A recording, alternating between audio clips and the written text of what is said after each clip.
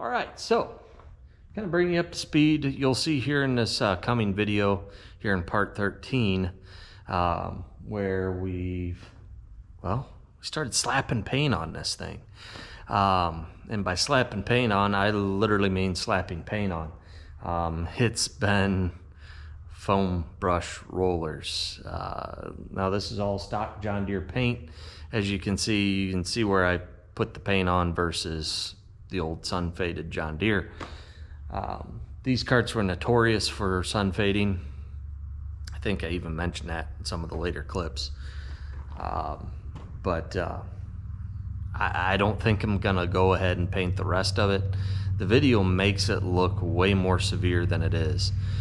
When you get this thing out in sunlight, honestly, you can tell that there's still two distinct components, but it really doesn't look all right. It looks bad, but it's a 10-foot paint job, we'll put it that way. As long as you stand 10 foot back, it looks good. And then when you get up close, you can see that it wasn't taken down to bare metal. Anyway, it is what it is. I hate painting. Anyway, it's time to start. Well, I guess we've already started, so that's not really a fair comment. It's time to finish our plumbing. So as you can tell, we've already run some of those lines, and that was mainly to figure out where to put the mounts for our filters down there. I think you can see them here. Is really just to kind of get that final geometry figured out. And once I did that, that's when I slapped that paint on there to get everything protected. And to make it look somewhat presentable. The actual toolbar that we're gonna use, I'm actually taking that all the way down. We're gonna leave the IH red on there, and we're just gonna slap the John Deere paint over the top and really make some IH people mad out there, as well as probably the engineers that designed that thing. So if you're like me, you're really gonna enjoy that video when it comes, but till then, just hold tight, fellas, hold tight. So for today, if we can just get some of this plumbing out of the way, I am going to be elated. So let's get started, see what all we can get done, and hopefully you're enjoying these videos so far. I see that we recently cracked 100 subscribers. I guess we're getting somewhere. I really do appreciate all of you guys out there, and every time I get a comment, I try to respond. So yeah, I hope you're enjoying it. Tell me down below what you're thinking of the project so far. If you really like it, you think it's promising, maybe you want to build your own, probably not. Or if you just think I'm crazy and you're waiting with a big bag of popcorn, just waiting to watch me fall flat on my face. Either way, comments are great. All right, so coming over here, let's see what has been done so far. I already put one of these upper strainers on, and what I mean by upper, well, I'll just tell you. So these are what I'm calling the lower strainers. Obvious reasons, right? These, I guess you'd call maybe the pre-cleaner. All of the fertilizer that comes from the tank comes down, gets screened before it gets sucked up into the piston pump. There's one for the 28, and the one to the back is the 1034, or whatever other products you're running, but that's mainly what these two are going to be. Then, as I learned from previous experiences, always run a post screener. And that is because while these John Blue pumps are for the most part bulletproof and for the most part will never let you down, they're mechanical. Things that are mechanical break. And when they do, they grenade. Primarily, not so much behind this cover, there's some check valves in here, here and here.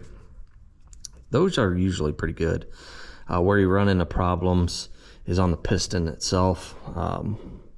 When that thing shatters, I'm trying to remember what exactly shattered on that twin piston pump that I had on the 28 applicator when I first got it. But needless to say, something went, it shattered, it turned into a bunch of little iron pieces. And while it's easy to pick them apart from in here because you literally just fire that cover off, there's everything ready to go, what it's not easy to pick from is downstream of this pump. And you're asking, well, what's downstream of this pump? Well, that's simple. Downstream, there are a bunch of these little orifices, nothing quite that big around there, like thousandths of an inch. I mean, they're just little pinholes. And that's what meters, or rather equalizes the pressure across all rows of the planter so that each row gets the correct amount of fertilizer. Well, those little guys do not like debris. And when, like I said, one of these pumps grenades, you get debris there. The other problem, this may not be such a huge problem, but is, the other big problem is getting it out of this box. This is an assembly. We'll just use this generator as a workbench for right now. Are these things, and these things are flow meters.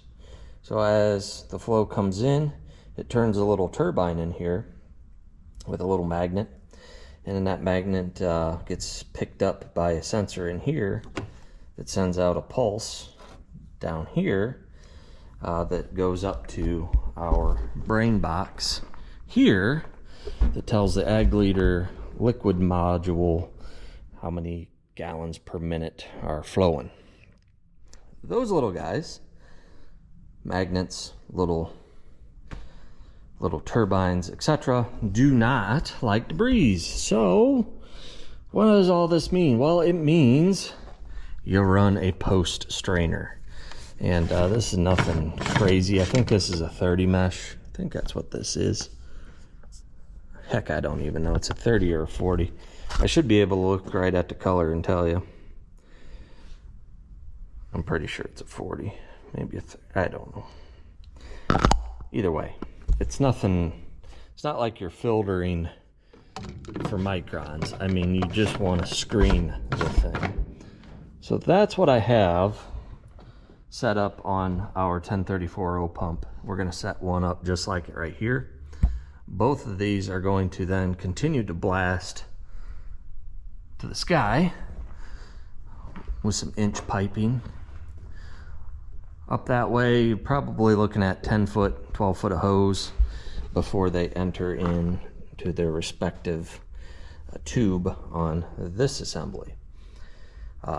And the reason I am putting so much real estate between the exhaust of these pumps and our flow meter assembly here, why, that's because as these pumps are single piston. So as they pump like this, there's going to be pulses coming out of here. And the more real estate you can put between the exhaust and the intake of your metering assembly, that rubber hose will expand and contract like this. Basically like an attenuator would. Regardless, there's some debate out there if this is necessary or not. General consensus is yes. Yes, you do want a good, I don't know if there's really a set number of foot of rubber line between the exhaust of your piston pump and that flow meter, but the more is better. Some people coil it. In this case, some people just run it to ridiculous locations, but regardless, that hose is going to help us. Now, you may be asking, where's this going? Well, those tanks up top are old saddle tanks. They were designed to mount on a tractor. And when they did, I think you can kind of see that. Those handles up there on either side, right there, there's a little 10 by 10. I don't even know it's 10 by 10. It's a little bigger than that. That's probably 20 inch by 20 inch. It's a little platform, regardless. It's just big enough for that assembly to bolt on with a couple of U-bolts. Now I know what you're thinking. Well, that doesn't look like it's 20 by 20. And you would be right. Because we're going to put one more column right here. And that, my friends, is the surprise for this video. Let's check it out. As you already know, we're mixing two products at different rates depending on where we're at in the field. We got the 28, and then we also have our 1034-0. 1034-0, that's going to be the variable rate pretty much most of the time. It'll be just depending on, some fields need a lot of phosphorus, some fields need it worse in certain spots than others. Other fields don't even need it at all. Nitrogen, for the most part on corn, you're going to be putting that on at a standard rate across the field. Now, you hit a sand ridge or something like that, you might back it off as well. Anyway, point of the matter is, we have two products going on that we want to mix into essentially one product that we can then distribute across a planter. So, just want to make sure the camera's still working. So, where have we seen this before? I know what you're thinking. What does plastic bonder have to do with this? Well, and actually, at this point in the project, it really has nothing to do with it. But what it does have to do is, in those little packages, they have what they call static mixers. And those static mixers go on the end of those two product syringes. They screw on the end, and as you push that syringe down, it takes both of those individual products and basically squishes it back and forth, back and forth, back and forth until it's fully mixed, and then it shoots it out the end as one product. Sounds like what we're doing, right? Exactly. So that's what that had to do with it. I'll have to pick that up later. But anyway, so this is where eBay comes in. I needed a static mixer that was at least an inch in diameter for chemicals that are reactive to metal. So stainless steel or plastic is what I was looking for. Went on to eBay, typed in static mixer. Guys, you can't make this stuff up. This comes up. Now I know what you're saying. What is that? That looks like you clearly got scammed. That looks like a little one of stainless steel nipple you'd get at a hardware store. And I thought the same thing, but look down through the center. It looks like an auger, and that is what a static mixer is. It's basically augers that goes one way, then it goes another way, then back the other way, then there's a space, and it continues on for the full length. So as you can see, it's like that either side. That is how we're going to mix our two products. And that is 1.5 inches. So let's go back over to our workbench, i.e. welder, and see what we're working with. All right, so this is all going to go up top. Like I said earlier, we got our 28 coming in. We got our 1034-0 coming in. Over here, we're going to put in another T. So then our product is coming boom, boom, turning to the left, making another turn, coming down through our static mixer, becoming one product. Now we'll put another little nipple there on the end, and then that will come back down and then out to a coupling at the rear of our air cart so that it can hook up to the actual planter toolbar. All right, so I got this somewhat mocked up. basically it's going to be a bunch more clamping, but just to kind of bring you up to speed. There's our two flow meters we talked about earlier. After it comes up through there, it meets a T.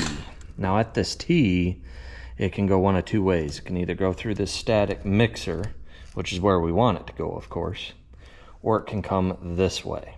Now this way, I'm going to set this down because of how long this thing is. It keeps wanting to tilt off my workbench, but I'll show you where it could go the other way, where we don't want it to go. So it can either go here, static mixer, or it can come this way up through this device. Now this device, I don't know if you can see that or not, but what it is basically a pressure relief valve. Well, it is a pressure relief valve. This is set at 100 psi. So as soon as this flow builds up to 100 psi, this will open up and it will send fluid out like that.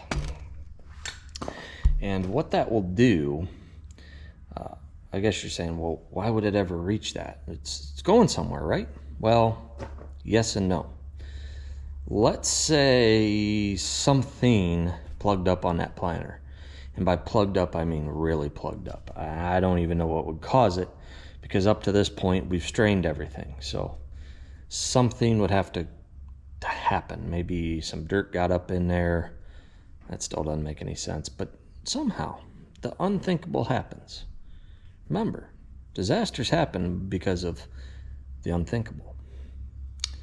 So if it happened, we would, all of our plumbing is rated up to 200 psi, so that's half that. This whole system usually will be running about 40, 30, somewhere in there, 30 psi, 40 psi. Rarely will it ever get up to 50, but I suppose if we were really pushing it to it, it might. 100, something's going wrong. And when that does, this opens up, and that fluid will flow out of there, and I will have a drain over here that will also come down from there, just down and dangle. Like I said, it'll probably never open, it'll never be used, but if it does, that will at least preserve everything downstream. So I'm going to go ahead and assemble this. All of this is pretty much those manifold, flange type clamps. Nothing too exciting there. This basically it's threads. It's pipe thread. Nothing exciting here. Go ahead, slap some pipe dope on there, run that down. Then we've got those banjo style flange fittings again, so that everything can clip together. So I will meet you up top when I have this all done. Okay? See you in a bit. We are topside. Try to get down here. I should probably put a handrail or something there, but honestly, we're not going to be doing this too often. So that's what I was talking about, that little 20-inch by 20-inch pad that used to be a step when these were tractor saddle tanks. We're going to go ahead and mount the finished product up here. Now, one thing I did forget to mention is that the other side of these flow meters, I have check valves.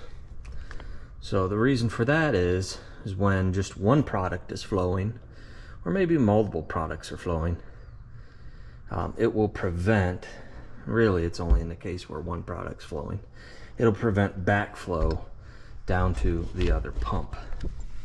So really this is designed, if anybody's like saying, well, this is like an injection system that they use. I think Ag Leader and Raven both used them for chemical injection on sprayers. Very similar. Very, very, very similar. Actually, the advice I got on how to construct this came from a guy out on Ag Talk. Goes by Ted Bear. So if Ted Bear's watching, you're the man, buddy. Thank you very much for this, as well as all the other Ag Leader insight.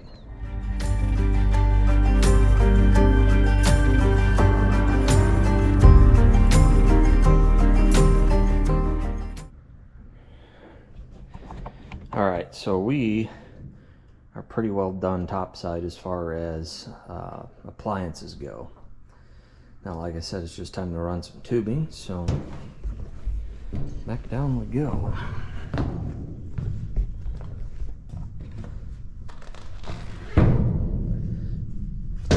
There's one thing I may add, honestly.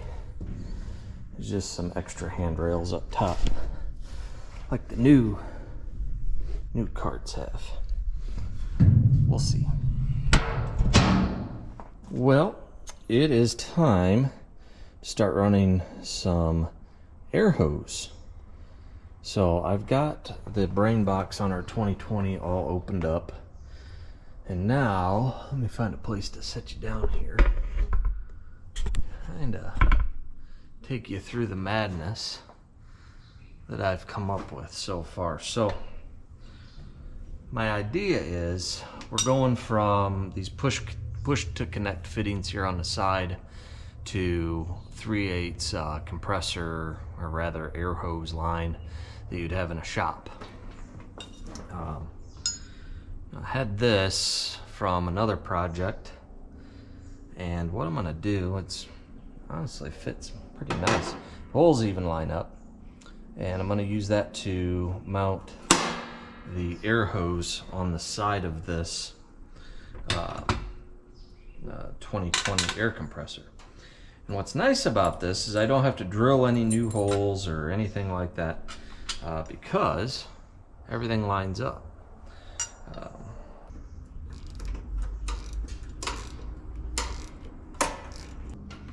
That's what we're gonna attach our air line to. So now we're done inside, at least for now. We fire this thing up. Go ahead and put that back. You know. All right, now we can run our actual airlines off of this. So to do that, I'm going to start by putting our little 90 degrees back on here.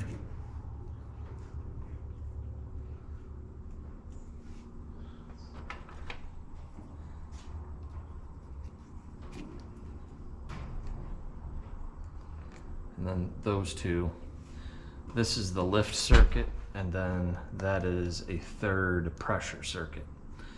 Those two will just get caps for this project in particular. The airbags that I'm using, I chose not to use the lift circuit, mainly because I didn't want to. Well, actually, mainly because that's all I had. All I had was the stock John Deere airbags. I didn't really feel it necessary to have a lift circuit. I don't know, maybe somebody out there from Precision Planting can enlighten me why I need to spend the money, but I'm just going to use the John Deere airbags that came with the row units. That should be enough.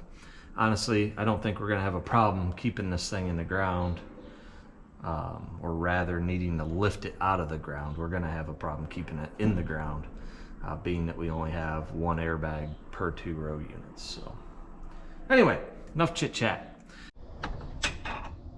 All right, so I got a great deal on 100 foot of Flexzilla hose, and now I know what you're thinking. Well, this is gonna end badly because one, this stuff is very springy, right? And it's just gonna act like a giant shock absorber, and you're You're not going to be able to have the correct down pressure as you go across the field. Blah, blah, blah, blah, blah. Well, all that might be true, but this is all but giveaway. So, there's another reason that I went with this, and you're about to see why. And that is, uh-oh, what did I do? Just cut an air hose, right? Well, yes, I did. And honestly, I just found out about this Flexzilla product. And no, this is not a paid promotion, YouTube. Unless Flexzilla wants to make it that way. You know, we only have like 100 viewers out there. I promise they would all buy it, right? Shoot. But in all seriousness, I found out about this. And what I like about it is the fact that you can pretty much field repair this stuff or make any size hose you want, similar to airline on a truck. Anyway, so I got that cut pretty well, square anyway. And you just take that end after you put those two ends on. You go ahead and just force that down in there.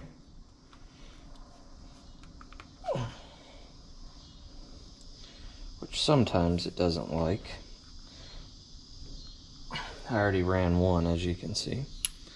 And then you just bring that up, run that down. For the most part, you can do that by hand.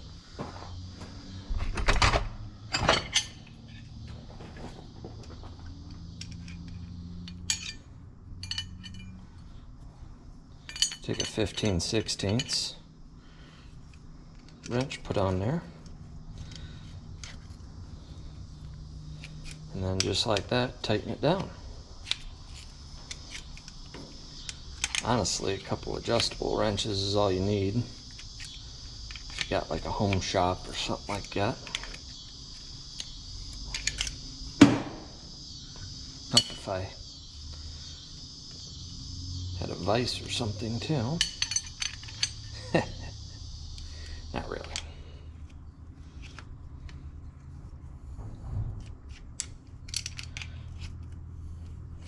There we go.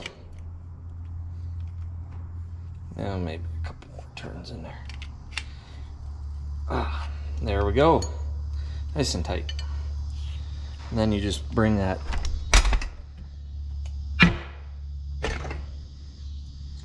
hose protector or end piece, whatever you want to call it, up on there, click it in, and there it is. Doesn't get much simpler than that. And then you got a nice end piece. Now what I've been doing here, come on, as you can see, I already have the one run. And what I did, oops, I got the camera sitting on my roll of nylon tubing.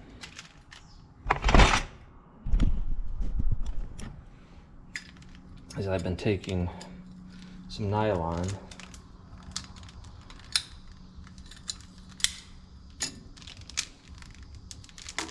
just making enough that I can come out, about an inch or so, to put my adapter plate on there, or adapter tip rather, not an adapter plate.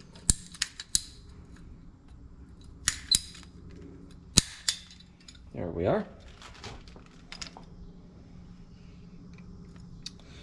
And I just noticed the end of that was pinched somehow.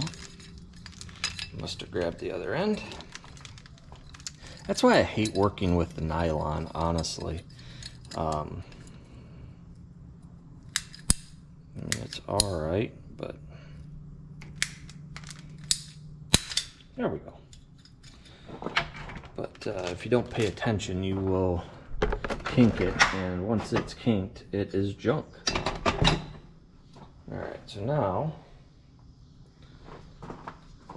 I need to find that other piece.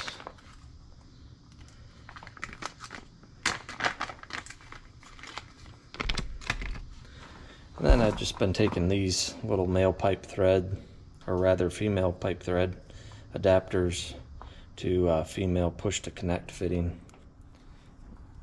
And then you got this nice little straw looking thing that ultimately goes in there, and that is what ultimately connects to the end of my hose. Now I gotta go get some thread sealant to put on that, but you get the idea. Well guys, there we go. Through the magic of YouTube, I went and ran some plumbing on this thing. So let's kind of take a look at what we've done. As you can see, we've got all of our fertilizer solution hose, or what some people would call bumblebee hose. That's our 1.5 inch hose that runs back to the planter, which is where our 1034O will be. It also brings the product down from our 28 tanks down to our primary strainers up to the pumps themselves. Then that's followed by the 1 inch line that goes up to the top, goes up to our mixing unit, gets mixed up, comes back down, shoots to the back of the air cart, which ultimately is where our product will be applied. So that's that. I say we did pretty good. Oh yeah, by the way, it took 2 months, right? I'm in a sweatshirt, so it's got to be October, right? No, still July. So you gotta love Ohio. You gotta love Ohio. The only thing missing is snow in July. That would be, well, we don't want that.